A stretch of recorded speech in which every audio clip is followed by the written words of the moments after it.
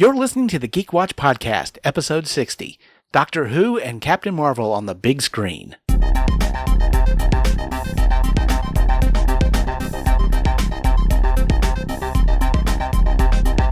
This is the Geek Watch Podcast with Brian Hatcher and Mandy Petrie.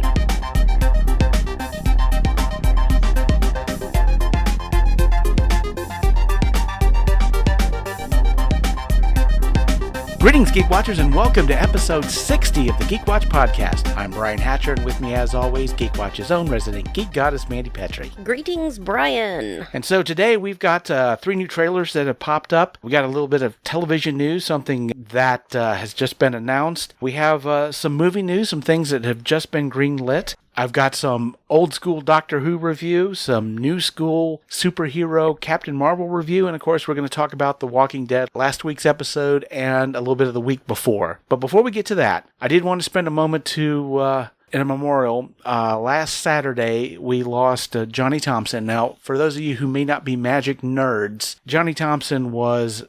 It's almost impossible to say just how important he was in the world of magic. He was the guy that you went to if you were trying to come up. I mean, the best big name magicians in the world, whenever they were doing some sort of TV special or they're doing a new stage show, they never have to worry about method. They would just try to figure out what would be the coolest thing they could possibly do on stage. And then you'd go to Johnny Thompson, and not only would he be able to tell you how you could do it, he could off the top of his head come up with 6 different ways of doing it. There was a reason why in the first couple of seasons of Mind Freak that Chris Angel called Johnny Thompson to come in as a consultant. And there's a reason why Penn and Teller basically used him as a consultant for years and years. In fact, most of the magic you see Penn and Teller do was groomed and vetted by Johnny Thompson. In fact, what had happened was, it was back in late February, he was on the set of Fool Us, where he was a consulting producer for the show, and he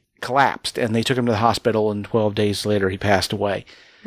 As I said, if you're not a big fan of magic, you may not know the name Johnny Thompson, but I can guarantee you, if you have a favorite magician that you love to watch, if you ask them who Johnny Thompson is, they'll be able to tell you. He was a bridge from old school to new school magic. He knew everybody. He had been in magic for decades. He had met the greats. He had taught many great magicians. And losing him is an equivalent of the Library of Alexandria burning down. We have lost an amazing resource. And I wanted to bring it up on the Geek Watch podcast because although some parts of the geek world have become mainstream and more people know about them, if you're a magic geek, you know painfully that some of our best and greatest are not known by very many people, but I wanted to mention that. I had the honor of learning Johnny Thompson. In fact, I have a signed picture of him here in the studio, and he is a great loss, and we're definitely going to miss him, and the world of magic will never be the same. Godspeed to Johnny Thompson.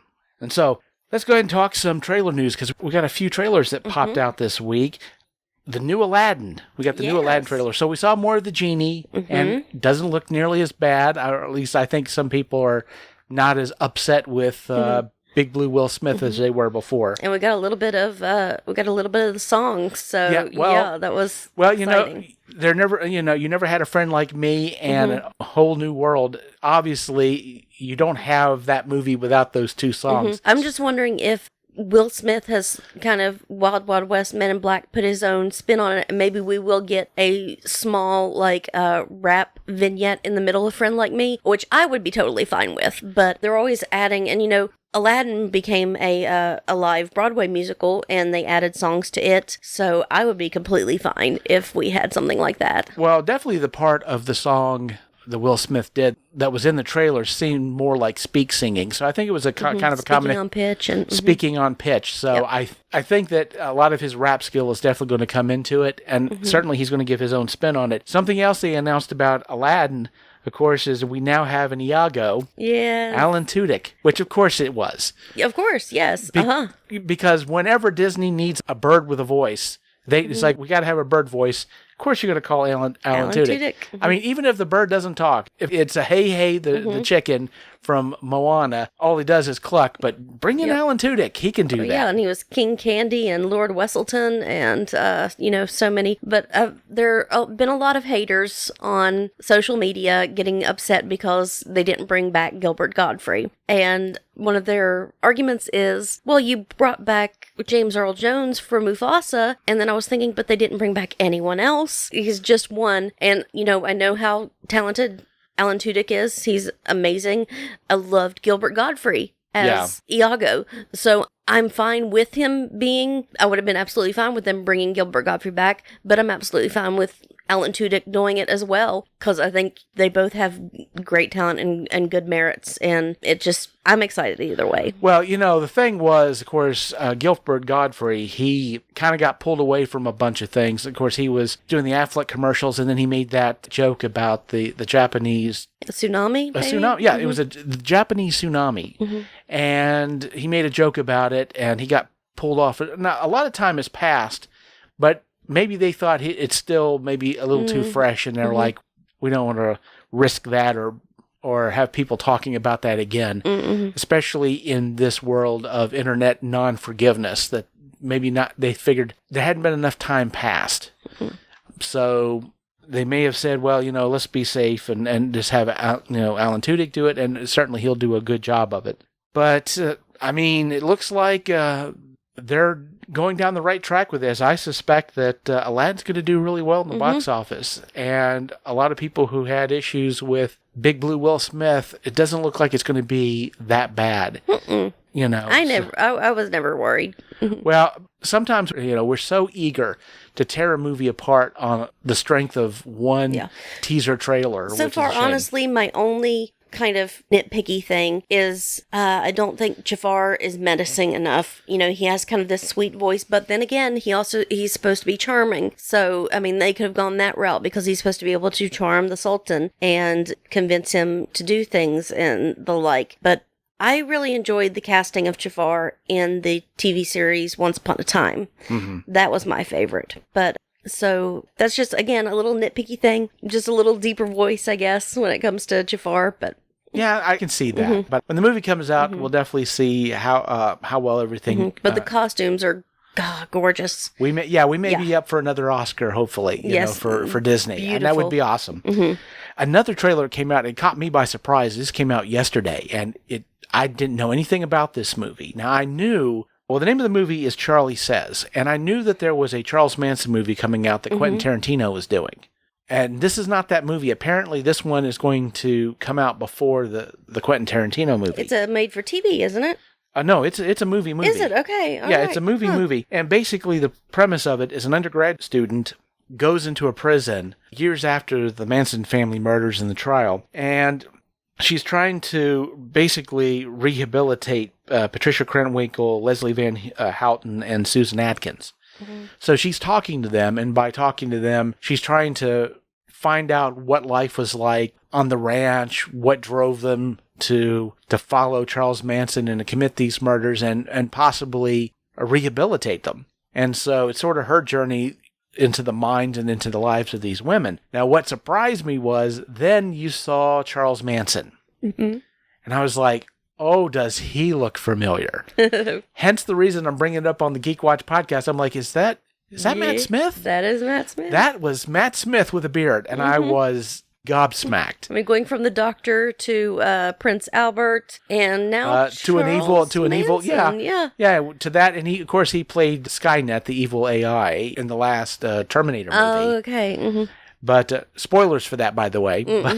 But yeah, and he does a really, really good Charles Manson. His sort of southern drawl was spot on, I have to say. And it shocked me, but definitely is a film I want to check out. If only just to watch Matt Smith's take on Charles Manson. I've already gotten Thor's take on Charles Manson. There was a movie called Bad Times in El Royale, and Chris Hemsworth played this cult leader who was obviously a Charles Manson type. And wow, he was very convincing. I suppose the last one I saw was last year's American Horror Story, where Evan Peters played all of the cult leaders. I mean, Jim Jones, Charlie Manson, David Koresh. I mean, he portrayed them all, and he did just, man.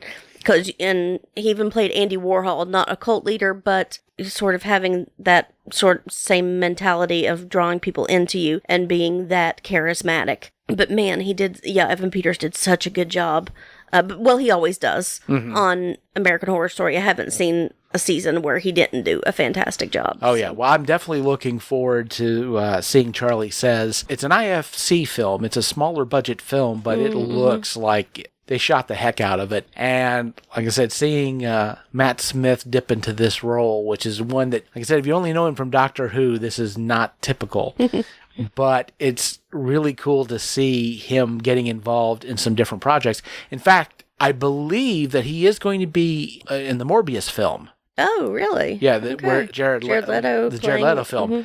And I know this because I'd seen an interview with Karen Gillan, and Karen had been kind of nudging Matt into doing a superhero movie. So you really need to get involved in one of these projects, and obviously she would know. Yes, So I guess this is what kind of brought him into that. But yeah, I'm definitely want to see his take on Charles Manson. And speaking of Marvel, we did finally get that final trailer for Endgame. Yes. They're setting up a lot of stuff. And, there are things that I'm wondering, because you talked about with the last Avengers movie trailers, that they kind of changed things on the trailer and put things in there that weren't in the movie. Yeah. And, here's the spoiler alerts, guys. When I saw Tony Stark in the uniform walking with the rest of them, I'm like, was he really there? Right. And I hate feeling that way. I'm like, I want him to be alive and there with his team. But I just keep thinking, is he really there? Well, and a lot of people complained about that. They're like, look, why are you showing us that? We thought he's out in space. I mean, you've already given away that he's safe. And it's like, well, did they? Did they? Did they do that? Because, again, it's like we talked about before, in Infinity War, you get that shot of the Hulk, and of course the Hulk's not in the movie at all. So, again, yeah, it's just like you said, that could very much just be a... subterfuge, is that a good word? Yeah. Subterfuge, yeah. Flat out, dirty, liar, pants on fire. Yeah. So, yeah, absolutely. So that may not be, it wouldn't be the first time that the Russo brothers flat out swerved us. Yes, but, this trailer, if you didn't see Captain Marvel, this is the first time we get to see her with the team and out of her uniform. Never seen her out of her uniform before now. So that's really exciting. Yeah, well, you kind of see a little bit of it in the movie, and we are going to talk about the movie because we did see it. But it's certainly nice to kind of see a little bit of interaction. Apparently, Thor's rather impressed with her, so it's okay. She seems like she's awesome. We'll take, we'll hang with her. So, but yeah, as if we need to get more excited for this film. I was waiting for that final trailer, but again, from what the Russo brothers have told us, nothing from the trailers is going to be past the 15-minute mark in the movie. So they're saying even the stuff that we've seen in the trailers now, that's within the first 15 minutes of the film. And it's kind of weird because a lot of the scenes, the way things are developed, especially if we see Tony Stark in the walk-up, they're going to get him taken care of in the first 15 minutes? Immediately, yeah. I just don't... I don't think so either. I'm hopeful, but I don't see it happening. Yeah, so to be honest, the whole set with them in those... the race car uniforms? Yeah, that's what I think they look like. Yeah, some people are saying that there's a special uniform to protect them from radiation. In the Made out of vibranium, I'm hoping. Well, some people, they're thinking that the part of their solution of dealing with the snapping is going to be in the quantum realm. And so they're going to have to go back to the quantum realm. Of course, we were introduced to the quantum realm in the last Ant-Man movie, Ant-Man and the Wasp. And so they're going to have to go back into the quantum realm. And So we need Hank Pym technology. Right. Yeah, okay. And so that's, it's similar to the armor that Hank Pym was wearing when he went into the quantum realm. And so that's what they're going to be doing. Part of the solution is going to be the Avengers going into the quantum realm, and that's why they have those uniforms. But yeah, the whole thing with Tony Stark, that could be a complete setup. Yes. He might not have been on set at all. I'm very skeptical that that's really happening. Yeah, but we'll have a little bit over a month, and then we'll know for sure. Let's talk a little bit of TV news, because this was announced the last day or so. The Disney Plus channel, are developing an animated series based off of the What If comics. Now, for the Geek Watchers out there who might not remember the What If comics, these were alternate stories in the Marvel Universe. whenever there was like a major event in a Marvel comic, sometimes they would put out a what if comic about what would happen if something happened a different way. For example, there was a comic, like the first issue of Spider-Man. Spider-Man 1, he'd already gotten his powers because his origin story was in Amazing Fantasy number 15. They first came out with Spider-Man comics. The first Spider-Man comic, he tries to join the Fantastic Four. He gets turned down, but there's a comic, basically, what would have happened if Spider-Man had joined the Fantastic Four. And, of course, along with that one, there was another Spider-Man, what happened if Spider-Man had managed to save Gwen Stacy. But there were a lot of these what-if comics, and they covered a lot of different things like, well, Wolverine, what would have happened if he had been an agent of S.H.I.E.L.D.? Or if he was the Lord of Vampires. If he was a vampire, what would that have meant? Well, because there was an issue of the X-Men where the X-Men fought Dracula.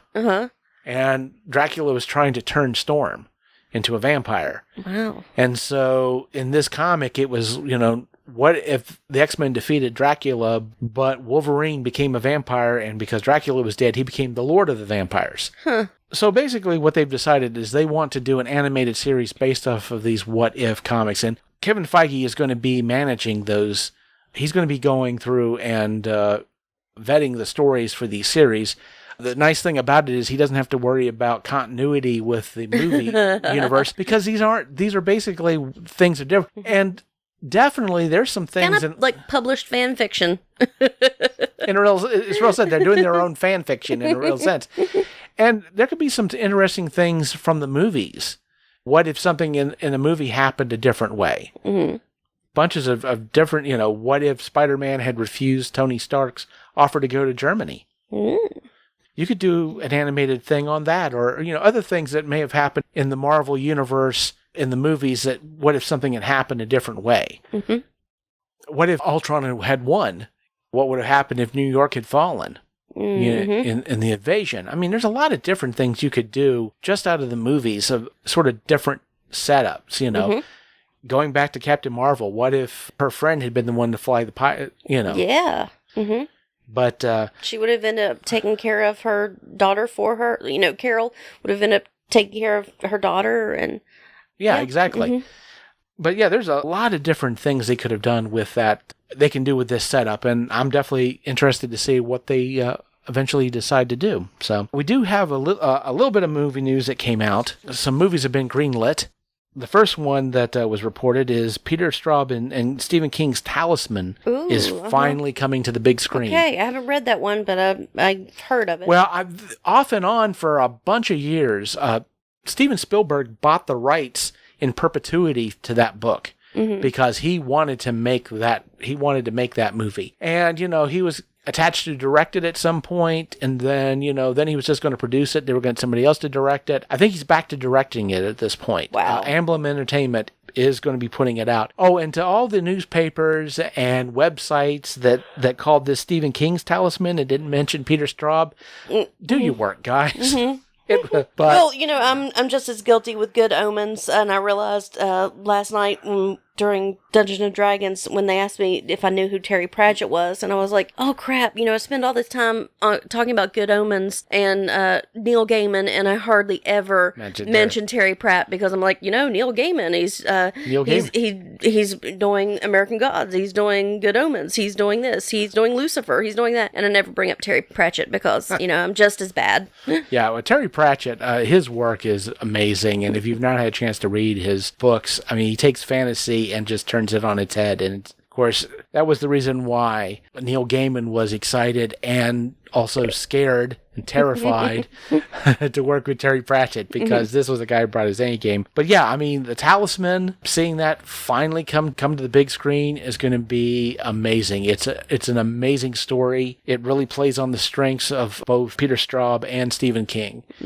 And I can't wait. Something else that got greenlit that I just found out about today is apparently they're going to be doing a Night of the Comet remake.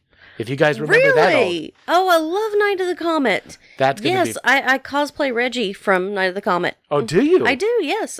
So they really wanted to bring that back. One of the things that I saw in the article is they really like the girl buddy aspect of it, that the women are basically the leads in this. And they said it's going to be great to kind of bring that back. Yeah, but they're the BAs. In the original they're very Valley girls, but then everyone turns into flesh-eating creatures, and then they strap on guns and they have no problem using them. Right. There's no learning curve, just plop them on and go. And some people don't.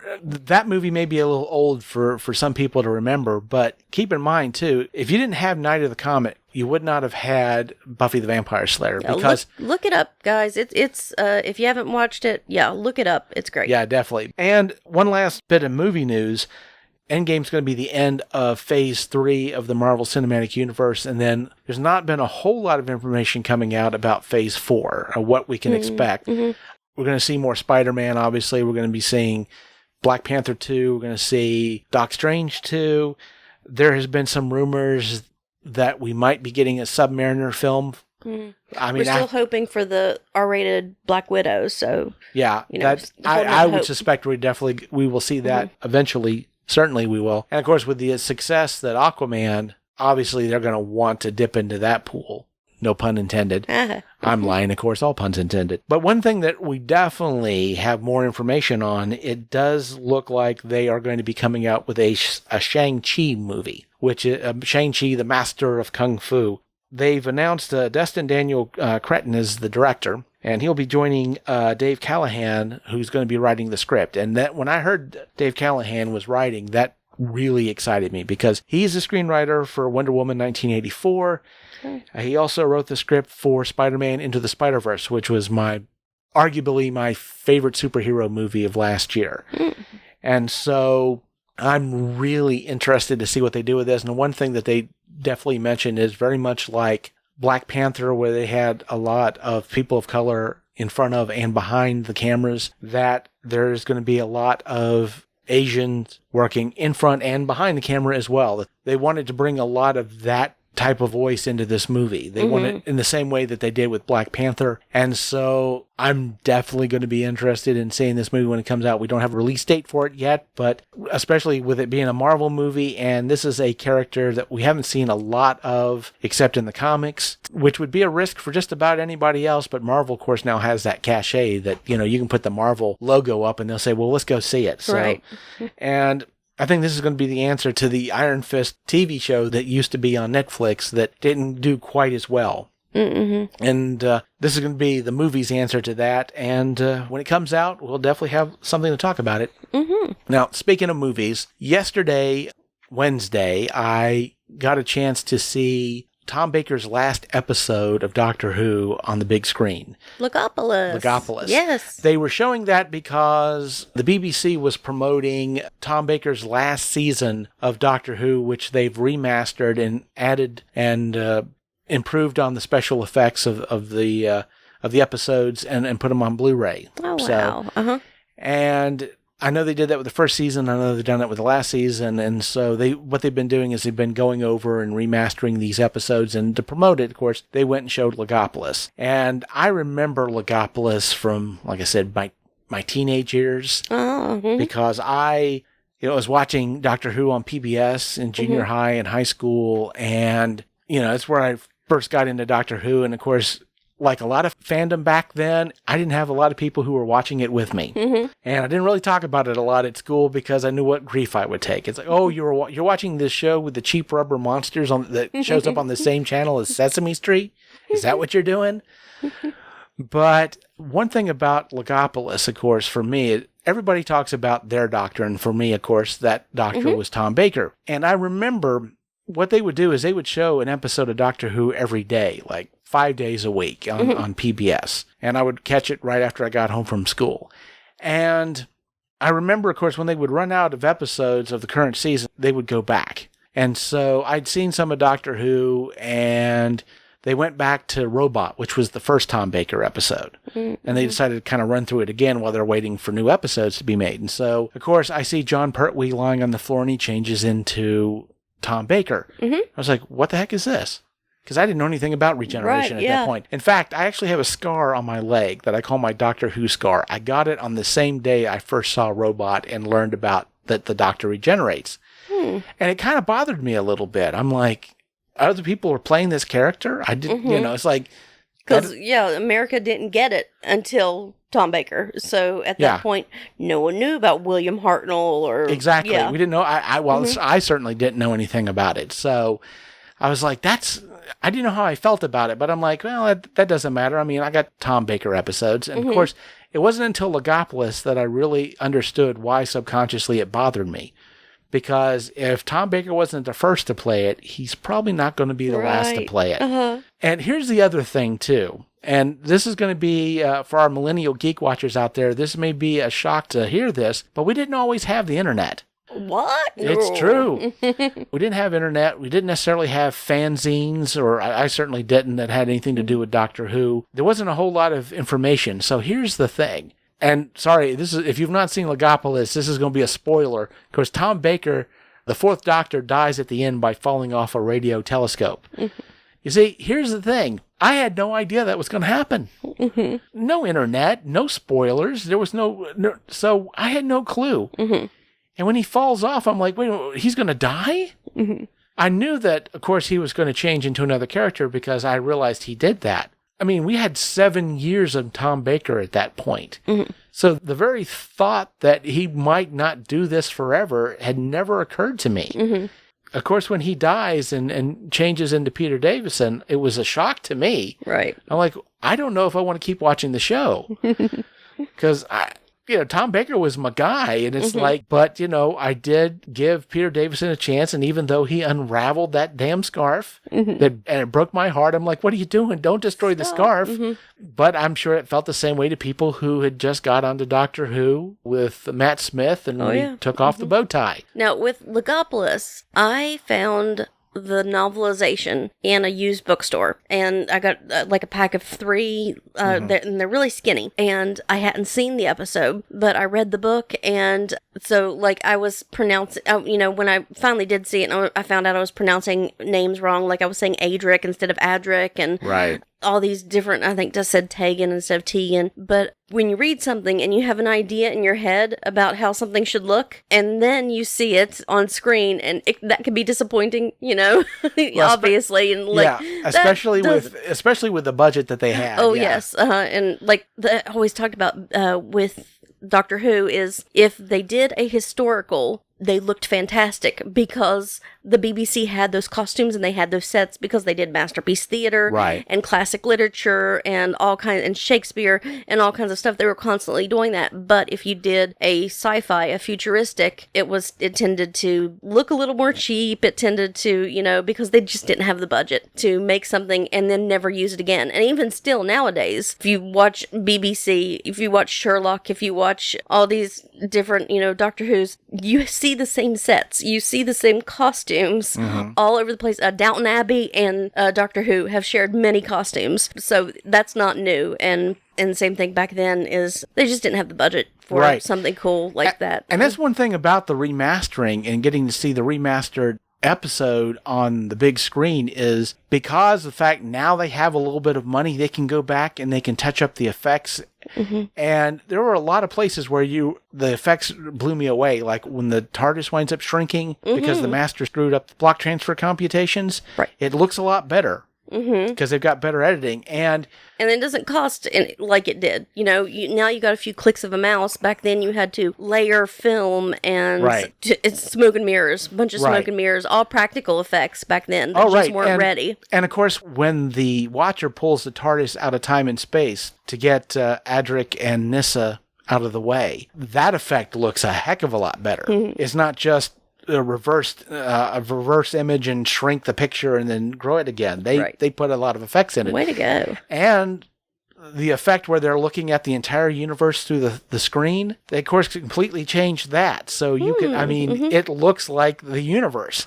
It's not like just a star field. And when the universe starts collapsing, you don't see like a black shadow kind of passing over these white stars. You see a vortex sucking in planets. I mean, they were able to put in a lot of stuff. Now, one of the updates they did that I wasn't expecting, was kind of shocked about, was, of course, when Tom Baker falls off of the radio telescope. And of course, what they did was, instead of using the model they shot pictures of the real telescope, which they couldn't do back then because they couldn't afford the time. And of course, they didn't have access to drones like you do now, camera drones. And so you see a lot of the actual telescope in Tom Baker's, when Tom Baker's hanging off the telescope, you can see the actual telescope. They're not using the models.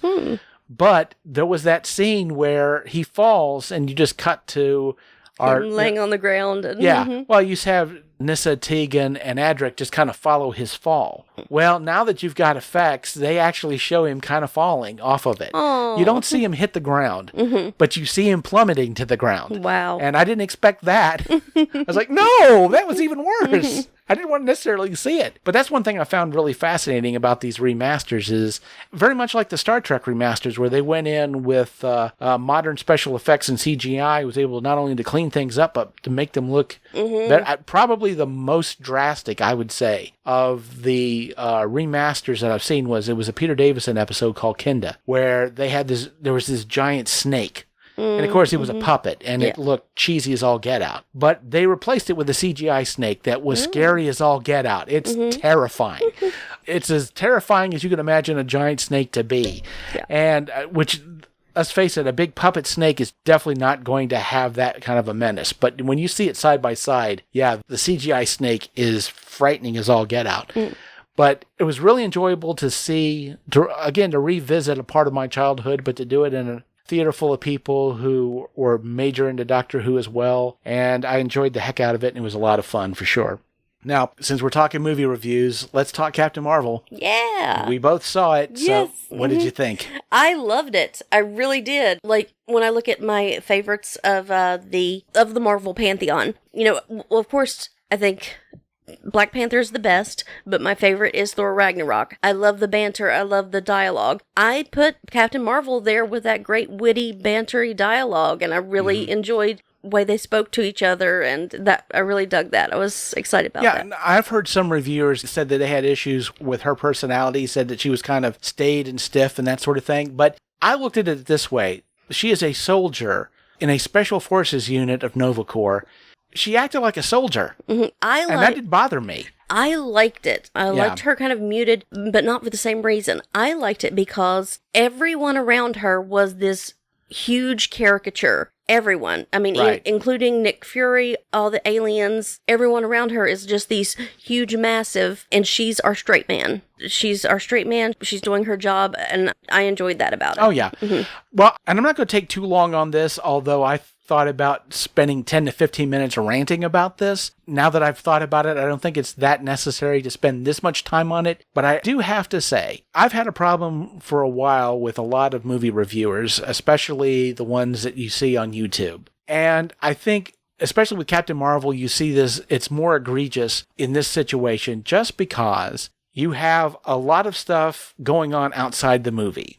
People who are wanting to say really nasty things about this movie and people who want to say really good things about this movie. And like I said, I don't want to go on a huge rant about this, although at one time I really wanted to. But it's okay for anybody to go up on any platform and speak their piece of how they feel about a movie. Whether you liked it or hate it, feel free to do that. I'm not saying that no one has the right to do that. And with modern technology, it's easy for people to do that. I'm taking advantage of it myself, obviously. So, but if you're going to call yourself a reviewer, if you're going to say you're going to review movies, you have to talk about the movie. You can't talk about the stuff outside the movie. Because Brie Larson might have said something about white guys that you don't like. Or you thought she said something about white guys that you don't like.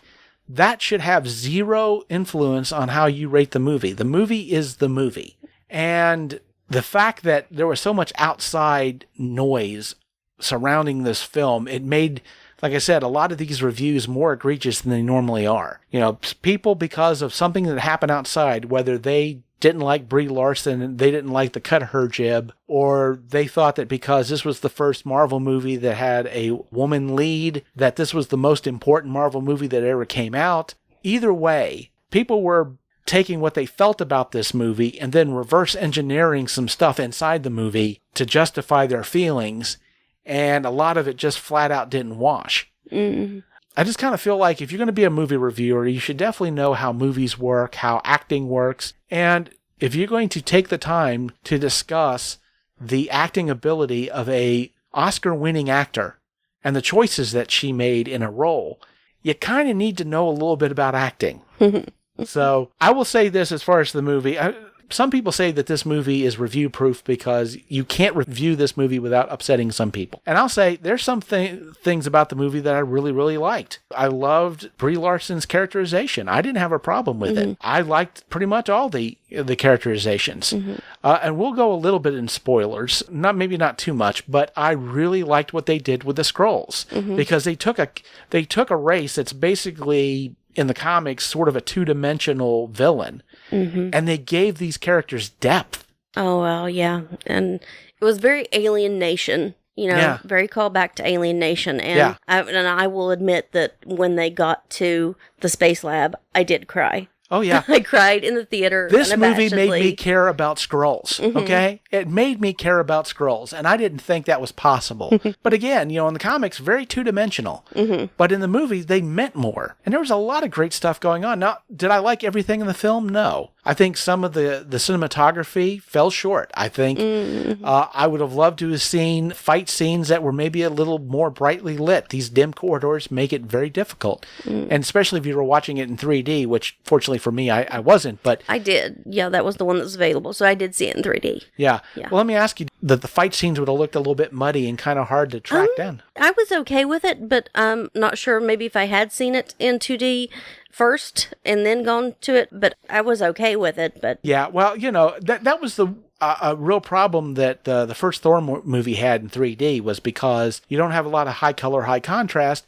Sometimes that makes things look a little bit muddy, especially action scenes, which a lot of the fight scenes were in dark corridors, which makes it difficult. The other problem that I saw in cinematography was, especially in the space scenes, well, a lot of the movie was shot very intimately, and in some scenes, that's exactly what you want, and in some scenes, it completely worked. But a lot of the scenes, especially in space, felt claustrophobic, which is not how you want space to feel. Now, if you look at a movie like Guardians of the Galaxy, space feels vast, feels massive. It doesn't in Captain Marvel. In fact, one of the best examples, I would say, comparing Guardians of the Galaxy with Captain Marvel was Ronan the Accuser's ships. Now, you see that ship in Guardians of the Galaxy, and you feel the weight and the massiveness of this gigantic hulking ship. You can feel the mass of it. I mean, it feels like it's a big ship. Captain Marvel, it feels like a little skinny one. You have you don't really feel the weight of the ship, and I think a lot of it has to do with the way that they set the perspective, because you're trying to catch Captain Marvel and the ship in a two spot, and in space you really have no way of telling what's closer than the other. These ships look really small. And I think, honestly, that was a matter of cinematography. Could have been framed a little bit better. And there were other things. See, I didn't really notice the 3D when it came to the fight scenes and when it came to space. I noticed the 3D when it comes to all the computer, like when the lights and the holograms and things. That's when I really see it. Maybe your mind just gets used to it and I block it out. Right. And then, like dust flying in your face when a ship crashes. Those are the times when I notice the 3D. Yeah. When all the scenes, like I said, were shot rather intimately. They were shot in a lot of two shots. And when you're dealing with people talking to people, especially when you have, that's when you want to do that. But if you shoot that way when you're wanting something more expansive, I think that's where it falters. There were some plot points also that I feel like could have been developed or they could have cut out. The whole thing with the blood transfusion, I'm still kind of wondering why they even did that in the first place. I mean, I understand why, if you're writing the screenplay, why you might want to add that to the plot, but it's got to make sense to the plot. And the whole thing with the inhibitor that Captain Marvel just seems to ignore until she takes it off at the end and gets her full powers. It's never talked about at all. And again, it's kind of hinted. It's kind of hinted that she's led to believe that that's what gave her power, is that little piece of on her neck. If we didn't give you this, we can take it away. Tricking someone into something. Yeah. It's like, this is what's giving you your power. Yeah. I guess the question would be, why doesn't everybody have them if I can have one? Because she's the only one who could shoot proton. Yeah, well, see, Yeah. that's that's the thing about it. She's not supposed to be really necessarily any more special than any other Kree. But they're tricking her and saying Right. that, that she doesn't know it's an inhibitor. She thinks it's an implant that gave her proton blasts. Yeah. So, and only special Kree get it. yeah, I'm not. I've only seen it the one time, so I'm wondering. Yeah. That wasn't the impression that I got watching it, but maybe I missed something. I mean, I definitely, and obviously this is not going to be the only way to do this, but if I had been writing on this screenplay, I would have had maybe one mention of this inhibitor, have Nick Fury notice it and say, "What's that?" He said, "Well, this is an inhibitor. If I didn't have this, my powers would run out of control." And just mention that. And the reason I would do that is because when she takes it off, she's basically, in a real sense, that becomes a metaphor with, people were telling me I was too powerful for my own good. No, I can control it. This is mine. See, yeah, I saw it as something completely different that she didn't know it was. And you might be right about inhibiting her powers. and that might be what they were going for, and I just missed it. That's I absolutely accept that might be the situation. See, I think it was when they were doing the fighting, when she wakes him up and says, "Do you want to go fight?" And she says, "Why did you give me these if I can't use them?" And then it shows the lights on the back of her neck. That's what made me think that's how they gave her the powers. Well, then later realizing it, oh no, that's not what happened. So right. That's what I saw. Yeah, that's certainly a valid interpretation of what she might have thought the inhibitor was. It doesn't really play too much into the plot until the point where, until she takes it off. I would have liked to have seen that moment have a little more significance to it, but again, kind of going back to it, I think that as far as the reviews for this go, there's a lot of hyperbole on both sides, and I think that the movie is not as good as a lot of reviews say that it is, but it's certainly not as bad as a lot of reviews say it is. But I really enjoyed this film. Again, it's not a perfect film. There are definitely some things that I could see that it improved on, but always the first series of any superhero movie in the Marvel Universe is going to be a little bit shaky because they've got to build. And this movie didn't just have to build Captain Marvel, but had to get her ready for Endgame. And this is something else. I'll end with this, but this is definitely something else for everybody who said that Brie Larson wasn't suited for this role, that she's just not a good fit, that she makes that you question her. That anybody who questioned her acting choices and all that, well, you're about to see her again in another movie with different directors and a different screenwriter. Hold off on these opinions until you see her in that movie, and then maybe make a decision. If you still don't like her, okay, that's acceptable. But under another director with another screenwriter, let's just see how different it is. That's what I would say. Anything you want to add to that before we go? No, just that I'm really excited that we know that with the post-credit scenes, we know that she has been gone for almost 20 years now. Yeah. 25. 1995? Almost 25 years now. And had she spent this whole time taking the scroll out and getting them someplace safe? Did she watch them get dusted when Thanos snapped? And so how has she changed in the last 20 years? I'm excited to meet that new Carol. Yeah, well, one other thing too, and we'll just point this out because Kevin Feige in an interview, somebody had asked him, why did Nick Fury wait so long to use the pager? With everything that's happened on Earth, the invasion, Ultron and all this, why, after all this time and everything that's happened, why did he not ever use that pager? And the way he answered this, I thought was really interesting. He said, "Who said Nick Fury's never used it?" We'll just leave it there. Okay. So let's end the show. Let's talk a little bit of Walking Dead that we saw last week. Now, you got everything caught up. Yep. We won't talk a whole lot about the week prior, except, man, Alpha is really kind of messed up, isn't she? Yeah, but you know what? When she told that story, where my mind went, Brian, was Bird Box. Okay, not the movie, but this didn't make the cut in the movie, but it was in the book, where one of the kids learned how to take the cage off of their bed, and Mallory slaps him really hard in the face. And that's where my mind went. Right. Now, however, Alpha, this was before the apocalypse, and Mallory was in the midst of the apocalypse. So she's still a completely horrible evil character. Well, the horrible thing about it is when baby Lydia gets wrapped up in the plastic, she just watches her. Mm-hmm. He just kind of watches her, curious what's going to happen. And then at the last minute pulls the plastic off. Hey, are you all right? And then slaps her. And this, of course, again, before the apocalypse. But, I mean, you definitely get that feeling that Alpha is not to be messed with. I mean, garroted this woman's head clean off. Yep. And wow. Yep. But, yeah, I mean, we get this great rescue. And, of course, it leads right into Chokepoint, which was last week's episode. And I am really enjoying Daryl's new friend. I mean, yeah. I'm trying to remember what her character's name is. Right.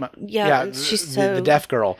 Yeah. But I think they're a great matchup, and the reason being is that because Daryl is not used to communicating to a lot of people, and being with her forces him to. And she points it out. She's like, you've got to look at me when you're talking, or I can't understand you. Right, and he has to be more clear, and he has to communicate more.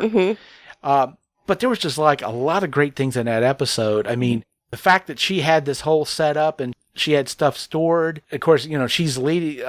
Daryl says, no, we need to go this way. And she's like, no, go this way. Because she knows about, not only does she know about the building and she knows she's got supplies stashed. Yeah, well, their whole group from the very first, you know, and we get to see them fight and how good they are. And if we had been following them from the very beginning, we would love them just as much. Yeah. You know, and the heartbreak when the Stradivarius violin gets broken, and you know we hurt with them, and so they're good fighters, they're great people, and all of them are working so hard. Well, there's this great scene and you almost don't catch it, and I mean it's possible not to catch it, but there's that moment when again and I wish I'm going to look up her name, but the deaf woman, she's got her back turned to a whisperer who's sneaking up behind her, throws the knife, and because the whisperer steps in the path of a sunbeam, she notices that, and that's why she ducks. Even though she's deaf, she's so aware of her stuff. And we finally get the fight between Beta and... Yeah. And they knock him down an elevator shaft. And then spit on him. And yet he's still living. Yeah. Yeah, so Beta is not out of the... He's the Rick Grimes, man. Rick Grimes has been impaled, shot multiple times, stabbed, blown up, and still living. Rick Grimes, hell, he's Michael Myers at this point. So, yeah, Beta is definitely their Rick Grimes. Oh, yeah. Well, the other thing we definitely have to talk about is how obvious that I don't know a damn thing about this show, because we talked about last week about how, you know, it was the Whisperers territory. Yes. They marked it, and Nope, it had nothing to do with the Whisperers whatsoever. No, once again, brand new. Yes, we have brand new people, and once again, I'm completely wrong. That's why we really should have Mandy talk more about The Walking Dead, because she knows what's going on, where I obviously have no clue whatsoever. But yeah, we have the Highwaymen. I love them. And I do. I'm so excited about them. They are funny. But man, they take care of business. They do. And just that moment, and when Carol is all smiles, because you know, when shit needs burned, Carol burns shit. But when she smiles, she can bring down the world. And she says, "Do you want to see a movie?" And it's like, what, you know, and they you know, like tears in your eyes, and she's all smiles. She absolutely is the queen, and she may have, you know, really not wanted that title, but she knows. Oh yeah, she's definitely the queen. She knows people. And the thing about it too, what's great about that scene is it's, of course, the whole mission for the light bulb was one she didn't want to do. She thought it was too dangerous. She thought it's not worth it. And then you wind up in the situation where she's like, hey, you know, when was the last time any of you guys saw a movie? And Ezekiel looks at her like, why are you bringing this up? And they're like, movie? You're serious? Yeah. And then suddenly they have these new allies. And it's luxury. A movie is absolute luxury. Yeah. But she knew exactly. See, that's the thing. What makes Carol a badass is not that she, like you say, things need to get burned, she'll burn them. But she knew, she was the one who was saying, hey, let's talk to him first, when nobody else was down to do that whatsoever. And they became not only powerful allies, but great characters. And of course, looking at what's coming up, I can see why they brought them in. That's a discussion for another day. It reminded me much of one of the earliest episodes of Lost. Yeah. When Jack the doctor, he's been trying to get everyone fed and get everyone, in shelter and get everyone water. And Hurley builds a golf course. And he says, I've been trying to keep everyone safe. And he builds a golf course, and now people feel safe. And so Carol says, watch a movie, and people feel safe, and they want it, and getting back what they lost. Yeah, but how safe they actually are, I guess we're going to find out. Of course, next week, this next Sunday's episode. Yeah, it looks like we're getting a lot of flashbacks. Yeah, we may be finding out. It seems to me like the episode is going to discuss where Michonne but we're going to probably see where those scars came from. Right. And we're finally getting a scene that I've been waiting for ever since the beginning of the season, which is Daryl and Little Ass Kicker. Yeah. Sitting there talking and, just thinking back. He was the first person to feed her. And yeah, I can't wait for that. Well, it seems to me that, mentioning Judith, of course, we had that scene before where Michonne is talking to Judith about why she was talking to Negan. Mm-hmm. And he's like, you don't understand, he's a monster. And Judith was like, well, so are you.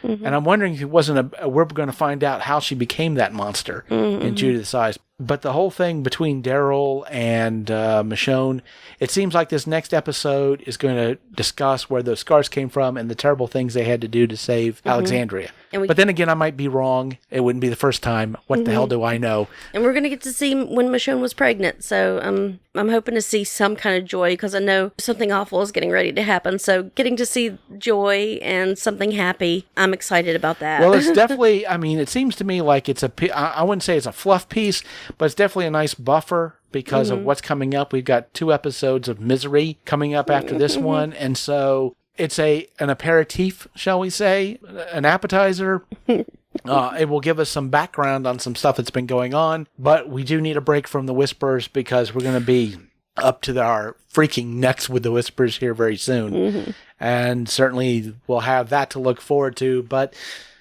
of course, after next week's episode, we'll certainly talk about it on the podcast. And so with that said, we come to the end of another episode of the Geek Watch podcast. Thank you for listening, and tune in next week for the latest in geek news and views with the Geek Watch podcast. For Mandy Petrie, this is Brian Hatcher reminding all the Geek Watchers out there, we're all geeky about something. Be proud of yours. See you next time. Thank you for listening to the Geek Watch podcast. If you enjoyed this program, don't forget to like and subscribe on your preferred platform and share this podcast on your social media. For links to all the ways you can listen to the Geek Watch podcast, as well as leave comments and suggestions, visit our website at geekwatch.net.